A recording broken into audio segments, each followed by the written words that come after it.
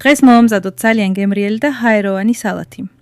კარგად გავრეცხოთ და მოვხარშოთ კარტოფილის დაფილო და კვერცხი. მანამდე მოვამზადოთ მაიონეზი. ზეთს დავუმატოთ კვერცხი, შაქარი, მარილი, ლიმონის წვენი და 1 კბილი ნიორი. ყველაფერი კარგად დავაბლენდეროთ და მაიონეზი მზად არის. 2 ცალი ვაშლი გავთავოთ და გავხეხოთ. ეხლა გადავიდეთ სალათის აწყობაზე. ავიღოთ ფორმა და პირველ ფენად მოვაყაროთ გახეხილი კარტოფილი. შემდეგ წავუსვათ ჩვენი მომზადებული მაიონეზი. მეორე ფენად მოვაყაროთ გახეხილის დაფილო და კვლავ წავუსვათ მაიონეზი. შემდეგ დავამატოთ გახეხილი ვაშლი და ძალიან თხად გადავუსვათ მაიონეზი. ამის შემდეგ მოვაყაროთ წვრილად დაჭრილი კვერცხის ცილა, ხოლო კვერცხის გულები შევინახოთ გასაფორმებლად. ბოლოს მოვაყაროთ გახეხილი ყველი და გავაფორმოთ მწვანე ხახვითა და კვერცხის გულით. ძალიან გემრიელი ჰაეროვანი სალათი მზად არის. არ დაგავიწყდეთ, დაალაიქოთ და გამოიწეროთ ჩვენი გვერდი.